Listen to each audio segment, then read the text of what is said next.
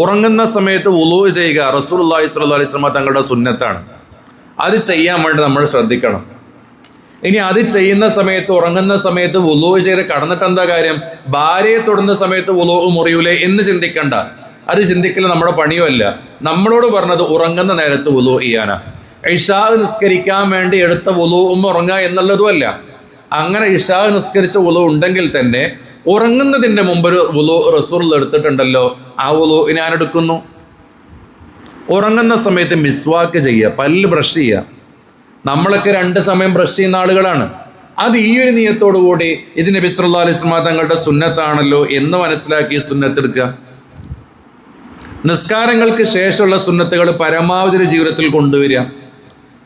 പള്ളിയിൽ കയറുന്ന സമയത്ത് വലത് കാല് വെച്ച് കയറുക, പള്ളിയിൽ നിന്ന് ഇറങ്ങുമ്പോൾ ഇടത് കാല് വെച്ച് ഇറങ്ങുക, വീട്ടിൽ കയറുമ്പോഴും ഇതുപോലെ വലത് കാല് വെച്ച് കയറുക. സലാം പറയുന്ന സമയത്ത് മുഖത്ത് നോക്കുക, അത് വലിയൊരു സുന്നത്താണ്. നമ്മൾ സലാം കൊടുക്കും കയ്യിക്ക് നോക്കിയിട്ട്, അത് പാടില്ല. അത്തബസ്സുമു ലിവജ്ഹി അഖീക, നിന്റെ സഹോദരന്റെ മുഖത്ത് നോക്കി നീ പുഞ്ചിരിക്കൽ സ്വതക്കയാണെന്ന് റസൂലുള്ളാഹി സ്വല്ലല്ലാഹു അലൈഹി വസല്ലം മാത്രം. സലാം പറയുന്ന സമയത്ത് നമ്മൾക്ക് പറ്റുന്നൊരു പ്രശ്നമാണ്, നമ്മളിങ്ങനെ കൊടുത്താൽ ഇങ്ങനെ കുലുക്കും. ഈ തല കുലുക്കിൻ്റെ അർത്ഥം എന്താ? സലാം പറയുന്ന പറഞ്ഞത് കേൾക്കണം ഒരു മനുഷ്യൻ, അസ്സലാമു അലൈക്കും, അങ്ങനെ സലാം കൊടുക്കണം. അപ്പോൾ അയാൾ എന്ത് ചെയ്യും? വഅലൈക്കും അസ്സലാം വറഹ്മത്തുള്ളാഹി എന്ന് പറയും. എന്താ കാര്യം? അയാളെങ്കിലും കേൾക്കണ്ടേ നമ്മൾ കൊടുക്കുമ്പോൾ. അപ്പം സലാം കൊടുക്കുന്ന സമയത്ത് കൈ കൊടുക്കുക, ആ കൈ ചേർത്ത് പിടിക്കുക, ദോഷങ്ങൾ പൊറുക്കപ്പെടും എന്നുള്ളതാണല്ലോ.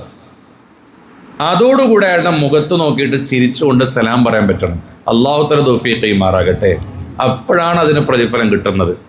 അപ്പോഴാണ് അഫ്ശുസ്സലാമ ബൈനക്കും, നിങ്ങൾക്കിടയിൽ സ്നേഹം വർദ്ധിക്കണോ, നിങ്ങൾ പരസ്പരം എന്ത് ചെയ്യണം? സലാം പറയണം എന്ന് പറഞ്ഞതിൻ്റെ പൊരുൾ ഈ രൂപത്തിൽ സലാം പറയുമ്പോഴായിരിക്കും.